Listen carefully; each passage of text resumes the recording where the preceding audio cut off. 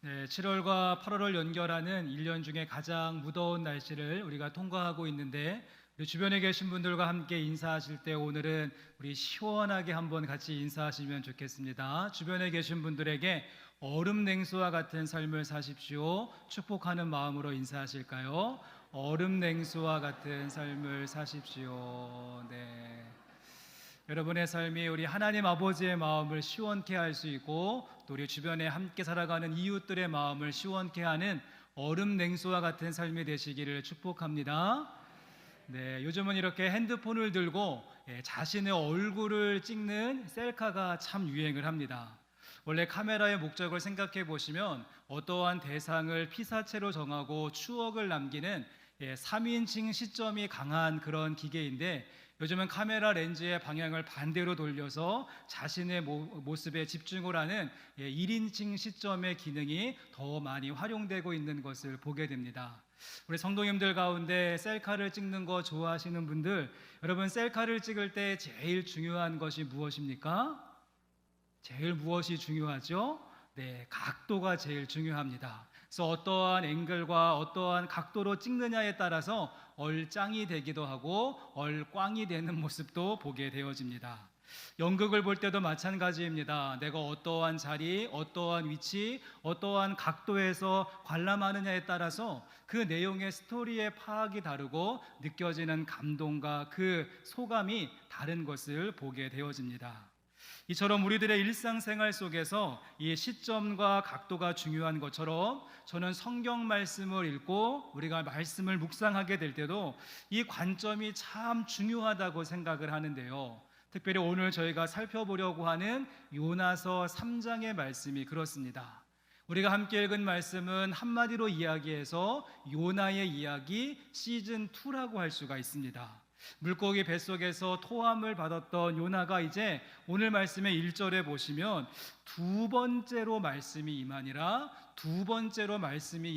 라고 하면서 요나에게 다시 한번 기회가 주어지고 하나님의 말씀이 임하게 되어지는 모습, 그러게 오늘 3장의 말씀은 다시 한번 기회가 주어진 요나가 어떠한 모습으로 가지고 살아가는가, 그의 이야기 시즌2를 이야기하는 것이 이 3장 말씀 전체에 흘러가게 되어지는 스토리 라인이라고 할 수 있습니다. 그래도 참 다행이고 감사한 것은 요나가 이번에는 다시스로 도망을 치거나 배 밑으로 숨어 들어간 것이 아니라 하나님께서 보내셨던 사명지인 니느웨를 향하여서 걸음을 옮기게 되었고요. 그 니느웨 백성들이 요나의 말을 듣고 온 나라 사람들이, 그래서 왕으로부터 시작하여서 짐승들에 이르기까지 진심으로 철저하게 회개하는 돌이킴의 역사가 있었다는 사실입니다. 자, 그래서 오늘은 저희가 이 3장의 스토리와 내용을 두 가지의 관점을 가지고 한번 생각해 보려고 하는데요. 제가 성경을 읽을 때 관점과 시각이 중요하다라고 말씀드렸는데, 먼저는 우리가 전지적 하나님의 시점을 가지고 오늘 본문 말씀을 좀 생각해 보려고 하고요. 또 한 가지는 전지적 참견자의 시점을 가지고 오늘 말씀을 상고해 보고자 합니다. 소설을 읽을 때에도 이것이 1인칭 시점인지 3인칭 시점인지 작가 관찰자의 시점인지 전지적 작가의 시점인지 우리가 구분하면서 소설을 읽듯이 오늘 본문 말씀 속에 쭉 흘러가는 스토리를 우리가 전지적 하나님의 시점으로 그리고 전지적 참견자의 시점을 가지고 오늘 말씀을 생각해 보면 좋겠습니다. 요즘 방송되고 있는 프로그램들의 하나의 트렌드가 있는데요. 이렇게 보시면은 카메라로 촬영한 어떠한 영상을 시청자들에게 바로 보여주는 것이 아니라 그 스튜디오에 준비되어져 있는 그 테이블에 패널들이 쭉 앉게 되어지고 그들과 함께 상영되는 영상을 보면서 서로 소감을 주고받고 이야기를 나누는 그러한 형식의 프로들이 참 많이 있습니다. 대표적인 프로그램이 전지적 참견 시점이라고 하는 프로인데요. 연예인과 매니저들의 활동을 쭉 소개하는 영상을 보면서 거기에 앉아있는 패널들이 그리고 밖에 있는 시청자들이 함께 이야기를 주고받는 그러한 모습을 보는데, 네, 우리 영생교회 성도님들은 오직 기도와 말씀, 말씀과 기도. 그래서 지금 무슨 얘기 하나 하시는 분들 있고, 어떤 분들의 눈빛은 아니 저 신령하지 못한 목사는 맨날 텔레비전만 보는구나라고 하면서 걱정의 눈빛인데, 여러분 너무 성경만 보지 마시고 때로는 일반 서적도 좀 읽으시고요. 너무 기도만 하지 마시고 텔레비전도 좀 보시면서 세상에 돌아가는 이야기에 귀를 기울여 보시기를 바랍니다. 자, 아무튼 오늘 저희가 함께 말씀을 좀 살펴보려고 하는 구조는 이렇습니다. 우리가 오늘 그 패널의 자리에 한번 앉아서 이 요나서 3장이라고 하는 브라운관에서 쭉 소개되어지는 스토리와 영상을 저희가 쭉 한번 같이 파악해보고 살펴보신 다음에 이것을 전지적 하나님의 시점으로 한번 생각해보고 우리에게 적용점을 가지면서 전지적 참견자의 시점으로 요나서 3장 말씀을 파악해보면 좋겠습니다. 자, 그렇다고 한다면 여러분 시즌 2를 맞이한 요나의 모습이 어떠한가 한번 보십시오. 우리 본문 말씀 3절 말씀부터 같이 시작하시겠는데요. 우리 3절의 말씀은 같이 한번 읽어보십니다. 요나가 여호와의 말씀대로 일어나서 니누에로 가니라. 니누에는 사흘 동안 걸을 만큼 하나님 앞에 큰 성읍이더라. 아멘.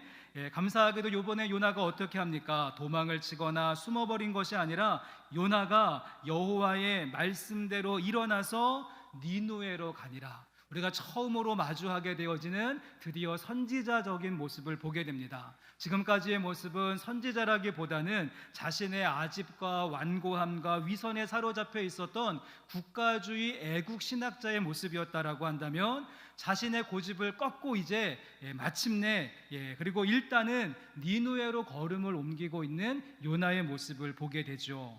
그런 다음에 말씀은 요나가 도착한 그 니누의 성읍을 어떻게 묘사하고 있는가를 보시면 니누에는 사흘 동안 걸을 만큼 하나님 앞에 큰 성읍이더라 라고 소개를 하죠. 하나님 앞에서 큰 성읍이다. 먼저 이 말은 규모와 그 크기가 크다라고 하는 뜻이 될 것입니다. 사흘길 3일을 꼬박 걸어가야지만 통과할 수 있는 큰 규모를 가지고 있는 니누의 성이었습니다. 그래서 실제로 니누의 성 전체의 둘레가 80마일이었다라고 하고요. 그 성 꼭대기로 마차 세대가 동시에 통과할 만큼의 규모였으며 150개의 망대가 있었고 그 당시에 인구가 60만 명이 넘는 이 메소포타미아 지역에서 가장 거대하고 큰 도시가 니누의 성이었습니다. 또한 여기에서 하나님 앞에 크다라고 하는 말의 원어적인 의미는요, 단순히 규모와 그 크기가 크다 이런 말도 있지만 그 선택하고 있는 용어에는요, 중요하다라고 하는 용어도 함께 쓰여지는 그런 단어를 채택하고 있다는 것입니다. 그러기에 니누의 성읍이 규모 면에서 클 뿐만 아니라 하나님 보시기에 중요한 성읍, 비록 지금은 폭력과 강포가 가득하고 죄악이 가득한 악랄한 도시이지만 그래도 하나님 앞에서 중요한 도시가 니누의 성이었습니다. 또한 이야기하기를 사흘 동안 걸어가야 된다라고 이야기했는데요. 이 사흘 동안이라고 하는 말에는 상징적인 의미가 있죠. 우리가 앞에서 보았던 요나서 2장 말씀에 요나가 물고기 뱃속에 있었던 기간이 얼마 동안이었습니까? 요나가 3일 밤낮을 물고기 뱃속에 있었다. 그러니까 같은 3days 3일이라고 하는 그런 용어로 통일을 하면서 이것이 무슨 말인가 하면 요나에게 있어서 물고기 뱃속에서의 3일은요 그가 죽었다가 살아나는 신비한 체험의 장소였던 것처럼 이제 요나에게 주어진 사역지 3일 동안 걸어가야 되는 이 니누의 성은 정말 요나가 죽을 만큼 헌신해야 하는 자리이고 또 다시 살아난 감격을 가지고 헌신하고 말씀을 전파해야 하는 사역지, 그냥 간단하게 이야기해서 요나가 죽을 둥 살둥 복음을 전파해야 하는 하나님 보시기에 크고 중요한 성이 니누의 성이었다는 사실입니다. 여러분, 그렇다고 한다면 이제 그 요나가 그 성으로 가서 니누의 성으로 가서 어떻게 하나님의 일을 감당하고 있는지 여러분 그 다음 절인 4절의 말씀을 보시겠습니까? 4절 말씀 보시면 요나가 그 성읍에 들어가서 하루 동안 다니며 외쳐 이르되 40일이 지나면 니누에가 무너지리라 하였더니 얼마 동안 일했습니까? 얼마 동안 복음을 전파했습니까? 3일 길을 걸어가야 하는데 요나는 도착해서 딱 하루만 복음을 전파하고 있다는 것이죠. 요나가 하나님의 명령과 지시를 따르는 것 같지만 약간 느낌은 그냥 서둘러서 후다닥닥 해치워 버리는 그런 느낌을 지울 수 없고요. 명색이 그래도 선지자라고 한다면 자신의 입술로 40일이 지나면 니느웨는 멸망받을 것이다, 여러분 선포했으면 적어도 선지자라면 그 40일이라고 하는 시간 동안에 금식하며 안타까운 마음을 가지고 하나님의 말씀을 선포하고 전파해야 하는 것이 기본적인 선지자의 모습이지 않습니까? 그런데 요나는요 40일이 아니라 단 하루만, 그리고 3일길이 아니라 딱 하루길만 말씀을 선포하고 있습니다. 죽을 둥 살 둥 전파하는 것이 그의 사명이었는데 요나의 모습은 하는 둥 마는 둥 성의 없이 그 일을 감당하고 있는 모습, 또한 요나가 지금 전파하고 있는 메시지도 참 어처구니가 없습니다. 요나가 선포했던 말은요 40일이 지나면 니느웨가 무너지리라, 40일이 지나면 니느웨가 무너지리라, 히브리어 5개 단어가 전부였다는 사실입니다. 보통의 경우 구약의 그 선지자들의 말씀을 선포하고 하나님의 말씀을 대언하는 패턴과 어떤 형식이 있습니다. 제일 먼저는 하나님이 어떠한 분이신가를 쭉 소개한 다음에 이 하나님이 보시기에 당신들의 삶에 지금 이러이러한 문제점이 있고 하나님께서 이제 이러한 징계와 심판을 준비하셨다, 하지만 지금이라도 당신들이 회개하고 돌이키고 다시 한번 마음을 바꾸고 죄악을 끊어낸다라고 한다면 그러면 하나님께서 용서하실 것이다, 더 늦기 전에 회개하라라고 하는 것이 일반적인 선지자들의 공식이고 말씀 선포의 패턴입니다. 그런데 오늘 말씀 속의 요나의 메시지는요 이 앞뒤에 있는 모든 내용 다 잘라내고 또 하나님이라고 하는 말은 단 한 번도 쓰지 않으면서 40일이 지나면 니느웨는 무너지리라 무미건조한 말씀을 전하고 있다는 사실입니다. 여러분, 그러기에 요나의 진짜 속마음은 무엇일까요? 요나의 진짜 속마음은 무엇이라고 생각하십니까? 여러분, 제 생각에 요나의 속마음은 정말 자신이 말한 대로 정말 이 니느웨가 40일 후에 폭삭 망했으면 좋겠다, 빨리 시간아 지나가라. 그래서 니느웨 백성들이 회개하거나 돌이키지 않도록 최대한 들리지 않게 조용하게 그 말씀을 3일이 아니라 딱 하루만 선포하면서 중얼중얼하지 않았을까요? 40일이 지나면 니느웨 성이 멸망합니다. 아니 뭐라고요? 40일이 지나면 니느웨 성이 멸망한다. 이렇게 들을 수 없는 중얼중얼거리면서 자신의 어떤 경험을 간증하거나 하나님의 간절함을 피토하듯이 외치거나 회개하는 방법과 회개의 내용을 선포한 것이 아니라 그냥 궁시렁궁시렁거리면서 독백의 모습으로 일관하고 있다는 사실입니다.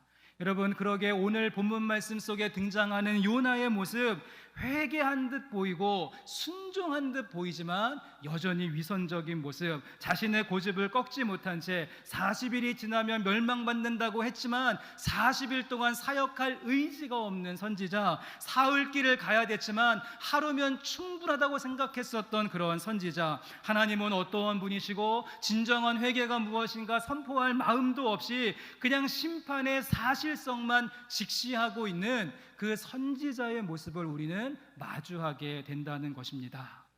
여러분, 이러한 요나의 모습을 이제 한쪽에 잘 정리를 해놓으시고 또 하나의 스토리, 자, 그 다음에 이어지는 말씀을 보시면 그 다음에 이어지는 말씀에 요나가 깜짝 놀라서 뒤로 자빠질 일들이 벌어집니다. 5절 말씀, 우리 5절의 말씀도 같이 한번 읽어보십니다. 니느웨 사람들이 하나님을 믿고 금식을 선포하고 높고 낮은 자리를 막론하고 굵은 베옷을 입은지라. 어떤 일이 벌어졌습니까? 지금 요나는 최대한 니느웨 백성들이 회개하거나 돌이키지 않기 위해서 불분명하고 그리고 두리뭉실하게 말씀을 선포했는데, 아니 그 어줍지도 않은 요나의 선포를 듣고는 니느웨 백성들 전체가 회개하며 돌아오는 놀라운 역사가 있었습니다. 여러분 하룻길을 다니면서 말씀을 선포했던 요나의 몰골을 한번 생각해 보시죠. 깔끔하고 단정된 모습이 아니었을 것입니다. 배에서 풍랑을 만나서 진탕 고생을 했으니까 아마 남루한 모습이 되어졌을 것이고, 그를 들어서 바다에 훅 하고 던졌으니까 소지품 다 잃어버리고, 그리고 바닷물에 쩔어 있는 그런 모습, 또 물고기 뱃속에 3일 동안 머물러 있다가 그 물고기 분비물과 함께 토함을 받았으니까 아마 요나가 지나갈 때마다 비린내, 생선 비린내하고 그 토사물의 그 역겨운 냄새가 쩔어 있는 요나의 모습, 그러면서 그냥 궁시렁궁시렁 미친 사람처럼 이상한 얘기를 하고 있는 요나의 메시지가 여러분 힘이 있었겠습니까? 아니, 그런데 그러한 요나의 말씀과 메시지를 듣고 니느웨 전체가 회개를 시작했다는 것입니다. 요나는 한 번도 회개의 회자를 꺼낸 적도 없고 회개의 방법과 내용을 소개하고 알린 적도 없는데, 니느웨 백성들은 자발적으로 금식을 하며 높고 낮은 자를 막론하고 굵은 베옷을 입고 회개하기를 시작했으니 요나의 입장에서 보면 깜짝 놀라서 뒤로 자빠질 일이죠. 자, 여기서 끝나지 않습니다. 어디 그뿐입니까? 그 다음 절인 6절 말씀에 보시면, 그 일이 니느웨 왕에게 들림에 왕이 보좌에서 일어나 왕복을 벗고 굵은 베옷을 입고 제 위에 앉으니라 라고 말하면서, 처음에는 백성들로부터 시작한 회개의 모습과 금식이 놀라운 변화가 왕에게 보고되고요, 그 다음에 이 나라의 왕이 어떻게 합니까? 보좌에서 일어나서 왕복을 벗고 굵은 베옷을 입고 제 위에 앉게 되어지는 모습.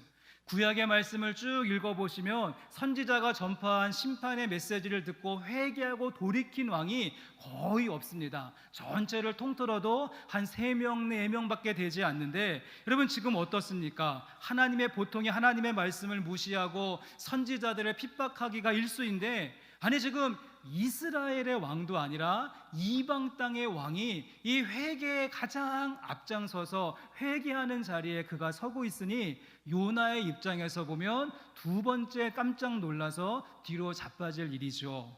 여러분 그 다음 절인 7절 말씀도 보시겠습니까? 그 다음에 7절 말씀은요, 왕과 그의 대신들이 조서를 내려 니느웨에 선포하여 이르되 사람이나 짐승이나 소떼나 양떼나 아무것도 입에 대지 말지니 곧 먹지도 말 것이요 물도 마시지 말 것이며. 니느웨 백성들의 회개와 회심은 어떠한 감정적인 일회성의 그런 회개로 그치지 않고 왕이 조서를 만들고 또 회개를 제도화하고 있고 국가적인 시스템으로 만들고 있습니다. 심지어는 어떻습니까? 짐승들까지, 소떼나 양떼들까지 물을 먹지 않고 음식을 대지 않으면서 철저하게 금식하는 모습, 요나가 보았을 때 3번째 깜짝 놀라서 뒤로 자빠질 일이 벌어지고 있는 것입니다. 여러분 또 이 말씀에 너무 과도하게 은혜 받으셔서 오늘 집에 가셔서 막 집에 있는 강아지들 음식 다 끊고 금붕어 먹이도 주지 않고 고양이들 다 물도 주지 않으면서 우리 회개하자, 여러분 이러시면 안 됩니다. 자, 우리 함께 예배 드리시는 성도 여러분, 한번 지금까지의 말씀을 쭉 한번 정리해 보시면 어떻습니까? 너무도 극명한 대조를 보여주고 있다는 것이죠. 한쪽에는 회심한 것처럼 보이지만 자신의 속마음을 숨긴 채 억지 순종을 하고 있는 요나의 모습이 한쪽에 있고요, 또 다른 쪽에는 전혀 회심하지 않을 것 같았던 포악한 민족이 그 어설픈 선포에도 불구하고 성경 속에서 찾아보기 힘든 진실된 회개를 하고 있는 니느웨 백성들의 모습을 상반하여서 이 대조하여서 우리에게 보여주고 있다는 사실입니다. 성도 여러분, 이제 그렇다고 한다면 우리가 있어야 되는 이 패널의 자리에 한번 돌아와서 한번 생각해 보시면, 우리가 지금까지 쭉 시청했던 이 요나서 3장이라고 하는 스토리, 여러분 이 스토리를 한번 이제는 전지적 하나님의 시점을 가지고 하나님의 관점과 하나님의 생각을 가지고 이 말씀을 우리가 한번 생각해 보시면 좋겠습니다.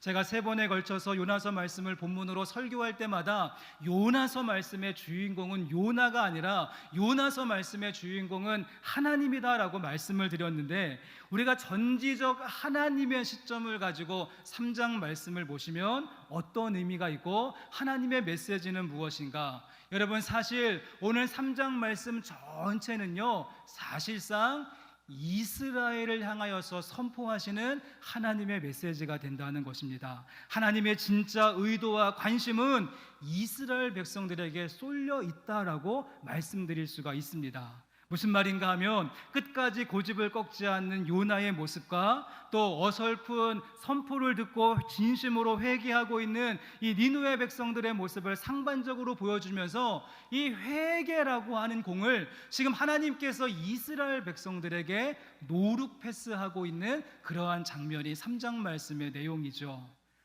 한동안 한 정치인이 공항에서 나오면서 자신의 캐리어를 이렇게 보지 않고 수행원한테 훅 밀어가지고 노룩 패스라고 하는 말이 한참 유행이 됐고, 농구에서도요, 시선은 이쪽을 보고 있는데 공은 반대쪽으로 훅 던지는 것을 노룩 패스라고 합니다. 오늘 함께 보시는 그 말씀, 여러분 요나서 1장부터 4장까지의 말씀을 쭉 읽어보시면 그 어디에도 이스라엘이라고 하는 단어는 단 한 번도 나오지 않습니다. 그래서 많은 분들이 요나서 하면 열방을 향한 하나님의 마음으로 또 이방인들을 전하여야 되는 선교적 열심으로 이렇게 이해를 하시는데, 여러분 그런 이해는 아동부 수준밖에 되지 않습니다. 여러분 사실 요나서 말씀을 기록하고 요나서 말씀을 주고 계시는 하나님의 진짜 이유는 이스라엘 백성들을 향한 하나님의 외침이죠. 그러기에 우린 요나서 말씀 전체 행간을 통하여서 특별히 3장 말씀 9절 9절 속에 흘러가고 있는 이스라엘 백성들을 향하신 하나님의 웅변적인 목소리를 우리는 들을 수 있어야 한다는 사실입니다.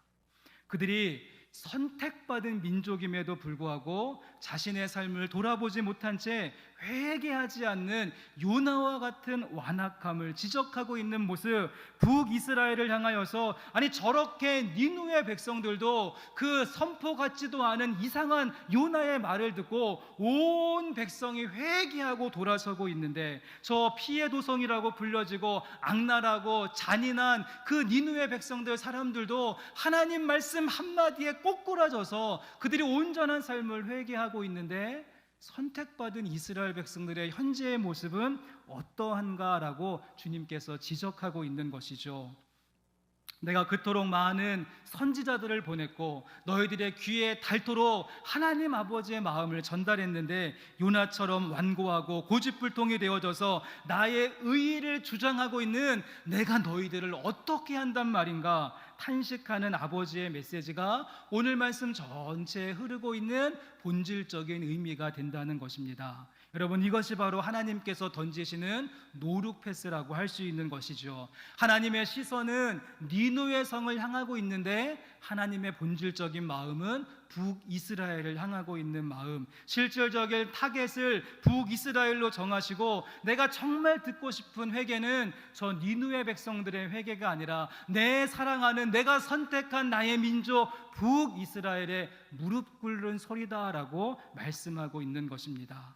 지금 저 니느웨 백성들은 이방임에도 불구하고 요나의 저주에 가까운 말, 전도 같지도 않은 전도를 듣고 짐승들까지 소떼와 양떼들까지 음식을 끊고 회개하고 있는데, 쉽게 말해서 니느웨는 거리에 있는 개도 회개하고 있는데 너희들이 선택받은 민족이라고 하고 하나님을 섬긴다라고 하고 제사장 나라라고 이야기하는 이스라엘아, 지금 너희들의 모습은 어떠한가? 내가 언제까지 참아야 되겠는가? 애달아 하시고 안타까워 하시는 하나님의 탄식이 오늘 말씀 가운데 우리에게 들려지고 있다는 사실입니다.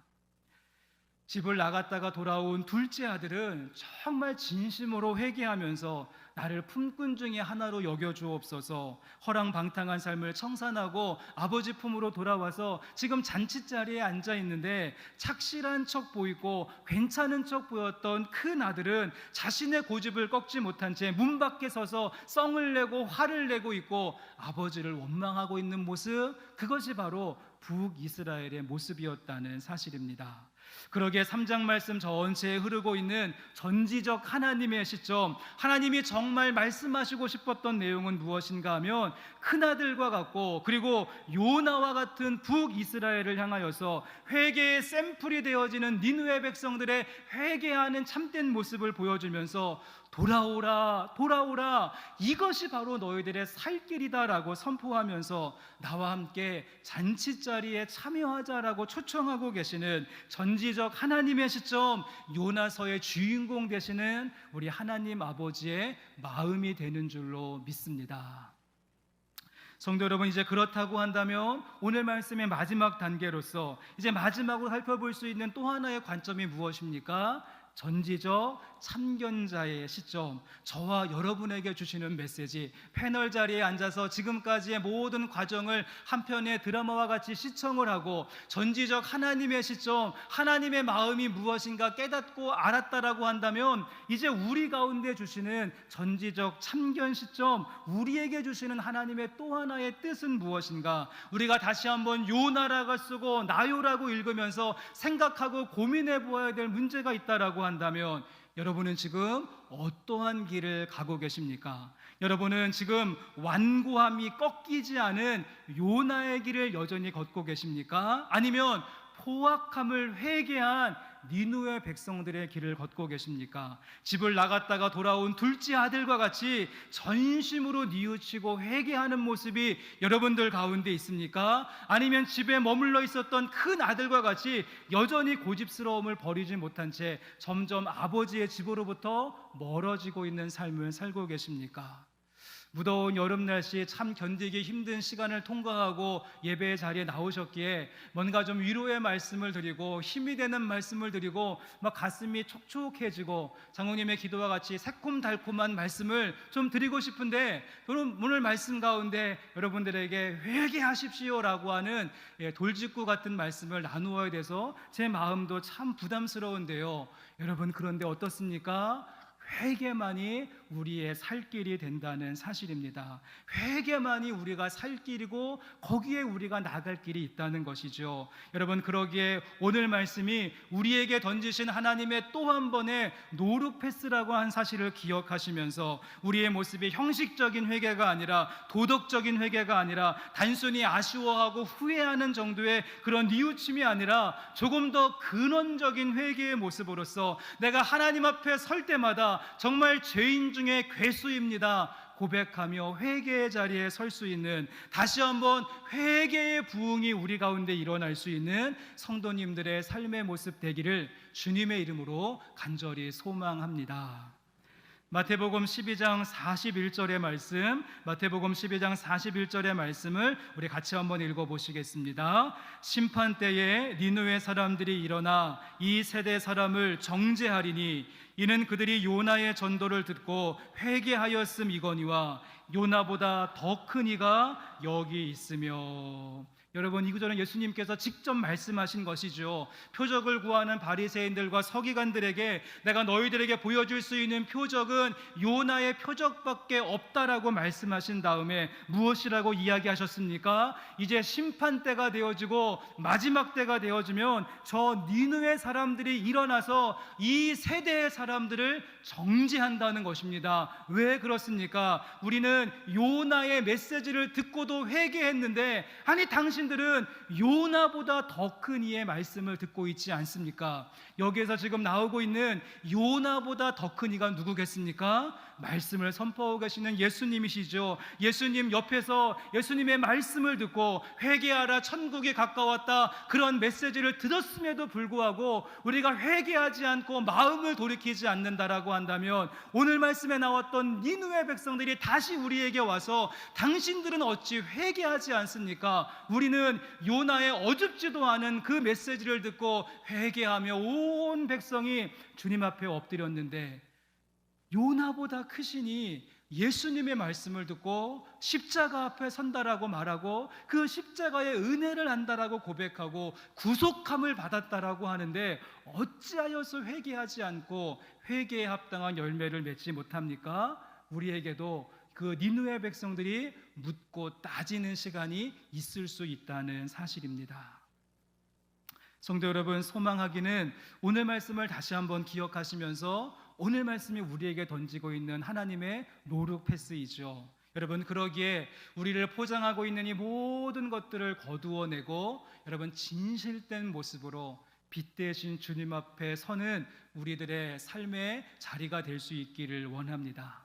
그동안 우리의 죄성 가운데 숨겨놓았던 잘난 척하면서 살았고, 똑똑한 척 우리가 과시했고, 있는 척 자랑하며 살고, 문제 없는 척 덮어놓고 살고, 안 아픈 척 참으며 떳떳한 척 우리가 교만하게 살아왔던 우리의 모든 척했던 삶들을 여러분 십자가 앞에 내려놓기를 바랍니다. 잘난 척, 똑똑한 척, 있는 척, 문제 없는 척, 안 아픈 척, 떳떳한 척, 이 모든 것들이 깨어지며 내가 하나님 앞에 죄인이었습니다 고백하며 회개하는 우리들의 모습, 윤리적인 회개, 그런 도덕적인 회개의 모습이 아니라 하나님 앞에 내가 죄인 중에 괴수였음을, 하나님의 주권과 다스림을 인정하지 못한 채 나만의 왕국을 세우고 있었음을, 보암직도 하고 먹음직도 하고 탐스럽게 할 것들에 내가 빠져서 육신의 자랑, 이생의 자랑, 안목의 정욕 가운데 빠져 있었던 나의 모습을 회개합니다. 내 모든 욕망과 내 모든 탐심을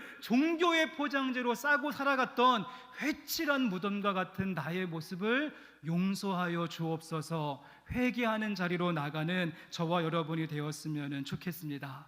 우리들의 민낯을 다시 한번 발견하며 오늘 말씀 속에 니느웨 백성들과 같이 금식을 선포하고 굵은 베옷을 입고 죄를 뒤집어 쓰고 각기 악한 길과 손으로 행한 강포에서 떠날지어다 진심으로 다짐하고 뉘우치고 돌아서는 회개의 모습이 우리 가운데 있기를 소망합니다. 성도 여러분, 그렇습니다. 우리가 함께 살펴보고 있는 요나서 말씀은 우리로 하여금 해외 선교 나가서 선교 열심히 합시다, 니느웨 같은 이방 사람들 우리가 회개시키러 나갑시다, 동남아로 아프리카로 나가서 복음 전파합시다, 이런 의미로 주시는 말씀이 아니라는 것입니다. 이 요나서 말씀의 가장 본질은 당신부터 회개해야 됩니다. 진짜 회개해야 될 사람은 당신입니다. 진심으로 회개하지 않는다면 당신 망할 수도 있습니다. 회개할 때 당신이 살 수 있습니다. 당신 마음부터 복음의 마음으로 바꾸어 내십시오. 우리를 향한 주님의 메시지가 된다는 사실을 기억하시면서 우리를 지금 자꾸 코너로 몰면서 니느웨 백성들이 우리를 향하여서 정죄하려고 하는데, 여러분 이 말씀을 기억하시면서 다시 한번 주님 앞에 회개의 모습으로 서는 우리가 되어야 되지 않을까요? 조정민 목사님의 책에 이런 글이 있었습니다. 20대의 나는 세상을 바꾸기 위해 돌을 들었고, 30대의 나는 아내를 바꾸기 위해 눈꼬리를 치켜들었고, 40대의 나는 자식을 바꾸기 위해 매를 들었으며, 50대의 나는 교회를 바꾸기 위해 목청을 높였으나 60대의 나는 비로소 바뀌어야 될 사람은 나라는 사실을 알고 무릎을 꿇었다라고 하는 글이었습니다. 여러분, 정말 바뀌고 정말 회개해야 될 사람은 나라는 것이죠. 내 주변에 있는 사람들, 내 어떤 이웃들, 우리의 가족, 저 멀리 있는 이방 사람들이 회개하는 것이 아니라 내가 회개해야 됩니다. 여러분이 엄청난 큰 범죄 행위가 있기 때문에 회개하는 것이 아니라 나의 완악한 마음, 나의 고집스러운 마음, 하나님 말씀에 불순종하고 내 의가 강했던 요나와 같은 모습을 우리가 회개하며 나가야 될 줄로 믿습니다. 우리 안에 꺾이지 않은 완고함이 있다면, 화려한 종교적인 수식어에 숨겨져 있는 우리의 그 완악함이 있다면, 물고기 뱃속에서도 내가를 주장하던 아직도 나의 의가 살아있다라고 한다면, 순종하는 듯하지만 여전히 변하지 않은 우리의 편견과 고집이 있다라고 한다면, 내 뜻대로 되지 않는다고 썩내고 화내는 우리의 나쁜 기질이 있다라고 한다면, 마지막 때에 니느웨 백성들이 우리를 향하여서 정죄하지 않도록 진심으로 십자가 앞에 회개하며 나가는 믿음의 성도들의 새로운 삶의 결단이 될 수 있기를 주님의 이름으로 간절히 축원합니다. 우리 말씀을 기억하시면서 우리 주가 보이신 생명의 길 함께 찬송하시겠는데요, 우리 주님께서 보이신 생명의 길은 회개의 길입니다. 우리가 자복하고 통회하며 전심으로 돌아오게 되어질 때 우리의 길을 하시는 주님께서 그 생명의 길 끝에서, 그 회개의 길 끝에서 우리의 삶을 새롭게 하실 줄로 믿습니다. 우리 함께 찬양함으로 나가겠습니다. 주가 보이신 생명의 길, 주가 보이신 생명의 길, 나 주님과 함께 상한 마음을 드리며 주님 앞에 나의 의로움이 되신 주,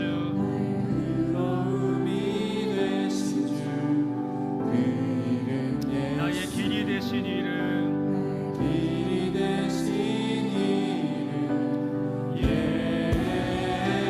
예수, 나의 길 오직 그가 하시나니, 오직 그가 하시나니,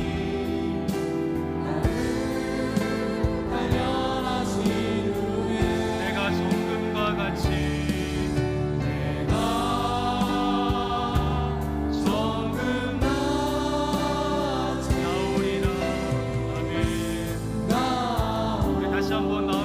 고백합니다. 주가 보이신 생명의 길, 주가 보이신 생명의 길, 나 주님과 상한 마음을 드리며 주님 앞에 나아가리. 나의 의로움이 되신 주, 그 이름은 예수이십니다. 나의 길이 되신 예수님의 이름을 선포하며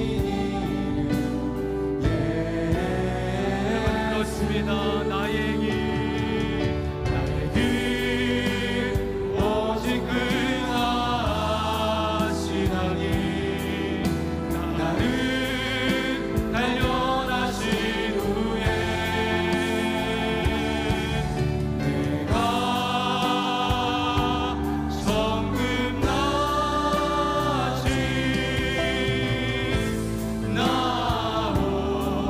나의 길 오직 주님께서 하십니다. 나의 길 오직 그가 하시나니, 나를 단련하신 후에 내가 정금과 같이, 내가 정금같이 나. 우리 마지막 고백합니다. 나의 길 오직 그가 하시나니, 나의 길 오직 그가 하시나니, 나를 단련하신 후에 아멘. 내가 정금같이 나오리라. 우리 함께 시간 기도할 때 주님께서 우리에게 보이신 생명의 길은 여러분 회개하는 길인 줄로 믿습니다. 회개가 우리의 살 길이고, 우리의 가정이 새로워지고, 이 시대와 민족이 새로워지고, 우리 교회가 새로워지는 하나님의 생명의 길인 줄로 믿습니다. 요나서 3장 말씀 가운데 행간에 흐르고 있는 하나님의 웅변적인 목소리를 듣게 되시기를 바랍니다. 돌아오라, 돌아오라, 우리의 완악한 마음을 깨뜨리라고 말씀하시는 여러분, 그 주님의 음성을 듣고 내가 죄인 중에 괴수였습니다 고백하며 나가게 될 때 하나님께서 우리의 회개의 목소리를 듣고 사죄와 용서의 은총을 더하시고 하나님이 만들어 가시는 새로운 일들이 우리들의 삶 가운데 펼쳐지게 될 줄로 믿습니다. 우리 진심으로 회개하는 마음을 가지고 함께 이 시간 통성으로 기도하며 그 생명의 길을 가기를 원합니다. 함께 기도하겠습니다. 하나님 감사합니다. 오늘도 주신 말씀을 통하여서 지금도 돌아오라고 말씀하시고 우리의 완악한 마음을 꺾으라고 말씀하시는 하나님의 음성을 듣고, 하나님, 내가 다른 사람의 죄가 아니라 나의 죄 때문에 내 삶이 이렇게 되었음을 고백합니다. 하나님의 마음을 아프게 하고 섭섭하게 하고 하나님의 마음에 눈물을 흘리게 했었던 우리들의 불순종과 나의 이 완악한 마음과 완고한 고집, 나의 아버지 아집의 마음을 꺾고 내려갑니다. 다시 한번 하나님, 우리들의 삶이 주어진 삶의 자리에서 하나님 부르시는 그날까지 온전하게 사명을 감당할 수 있도록 우리 한 사람 한 사람에게 힘과 능력을 더하여 주시고, 오늘도 쉬지 않고 일하고 계시는 하나님의 그 간절함 속에 우리의 삶을 드리며 나아갑니다. 우리를 불쌍히 여겨 주시옵소서. 하나님,